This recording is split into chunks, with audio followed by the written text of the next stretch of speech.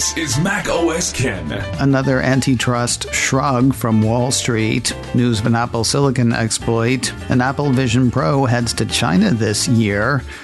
It is Monday, the 25th of March, 2024. I'm Ken Ray, and this is news from Mac OS Ken. Brought to you by yours truly and supported by people like you, patrons through Patreon. Find out more and add your support at patreon.com/MacOSKen. Another Apple watching analyst is sort of shrugging off the DOJ case against the Cupertino company. Apple 3.0 ran part of a note penned Friday by BofA analyst Wamsi Mohan, while acknowledging that he and his are not legal experts. They have a problem with the idea that Apple has boxed out competition, at least in terms of hardware. For example, writes Mohan, Apple lost share to Samsung when the phablet was introduced many years ago, and regained share when it introduced a larger screen phone, reflecting customer willingness to switch for compelling access to innovation, but not necessarily for products that have an equal footing that are not as well integrated into the broader ecosystem. As things stand now, the note argues that customers often choose Apple products despite several alternatives existing because of the perceived quality of the products and experience rather than a lack of choice of alternative products. What happens then if the suit forces open enough access to Apple's hardware and APIs to make using a phone made by Apple or a phone made by another company practically indistinguishable? That could hurt sales, but Mohan isn't sure it could actually happen.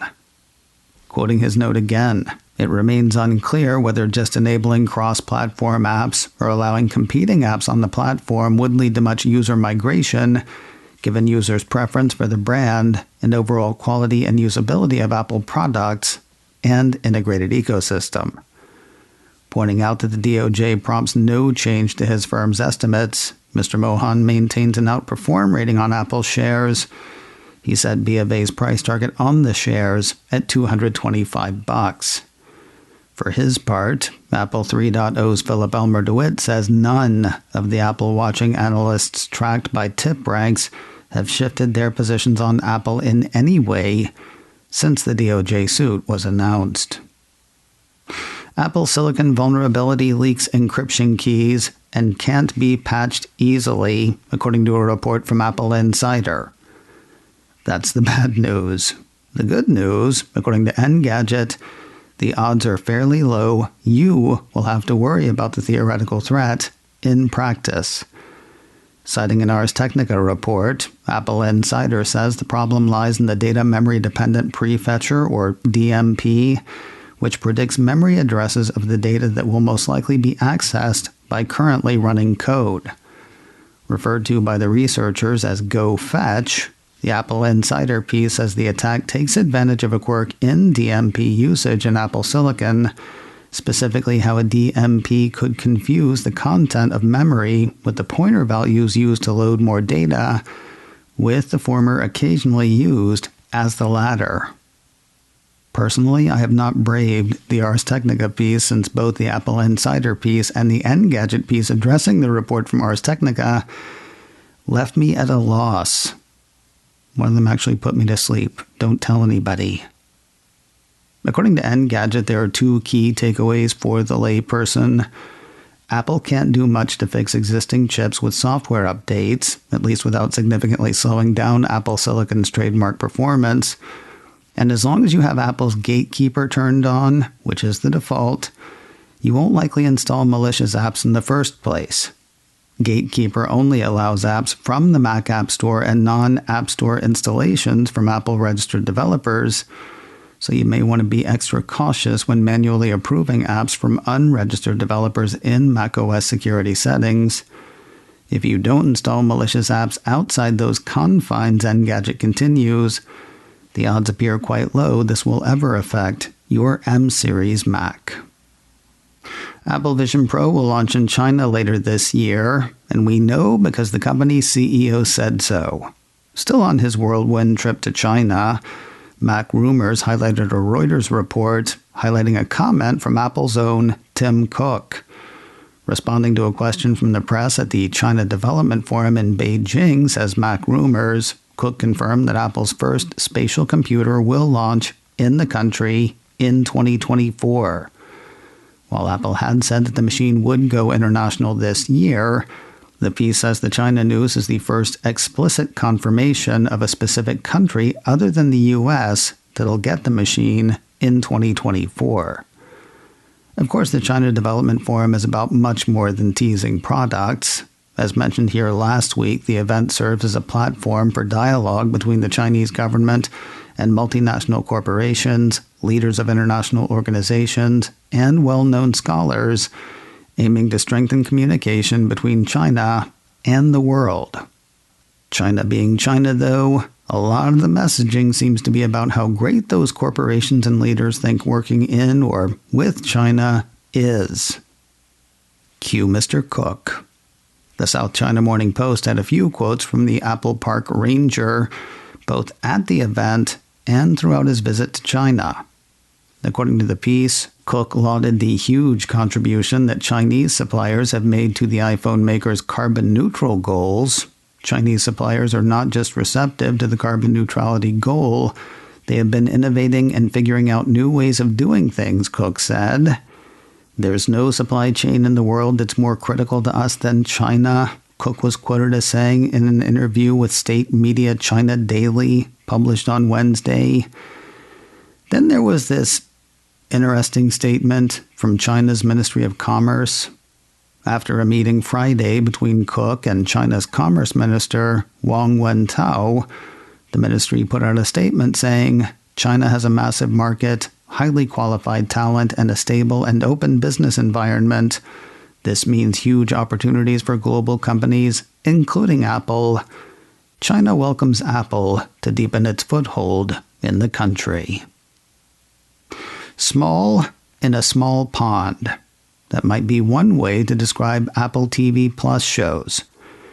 There was an iMore piece based on a Puck piece over the weekend, basically saying nobody is watching Apple TV Plus.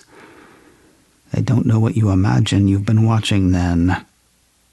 This was said to be based on Nielsen numbers, but visiting Nielsen, I couldn't find the numbers on which Puck was said to be basing its story.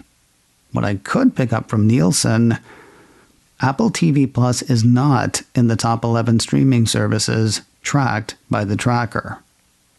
So, small in a small pond might be a way to describe Apple TV Plus shows. Then again, tracking is so opaque, who can possibly say? If you look at trackers engaged with engaged viewers, you might say big in a small pond, or medium. Cult of Mac has had a look at the latest numbers from both ReelGood and JustWatch. Those have Apple's lean into historical dramas paying off with viewers.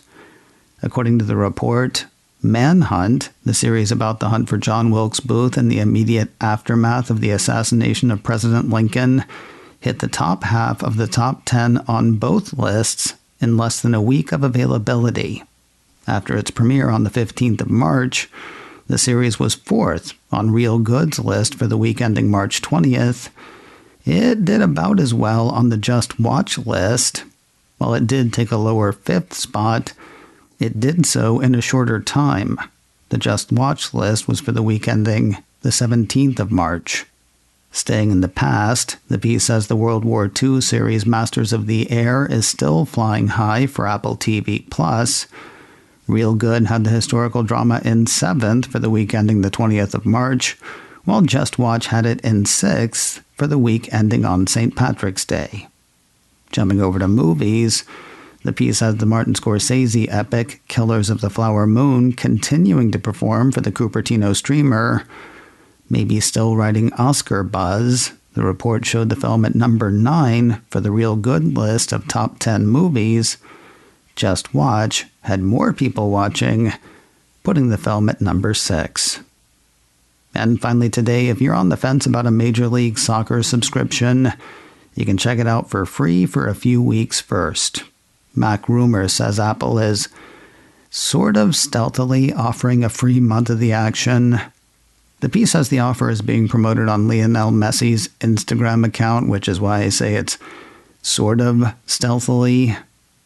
Instagram is one of the biggest social apps on the planet, and Messi has over 500 million followers on it. Not a secret promotion exactly, but not where you might look for a free service from Apple. That is where it is, though. The message in Messi's post reads, "The season is just getting started. Sign up using the link in my bio and get a 1-month free trial of MLS Season Pass on Apple TV. After the free month, it'll bill at the usual monthly rate, $12.99 for Apple TV Plus subscribers or $14.99 for non-subscribers. The offer ends on the 5th of April. macOS Ken, brought to you by me and supported by people like you, patrons through Patreon. Find out more and add your support at patreon.com/macOSKen. Advertising handled by Backbeat Media, online at backbeatmedia.com. You can reach me a couple of ways. Info at macosken.com or call 716-780-4080. Until next time, that is news from macOS Ken. I'm Ken Ray.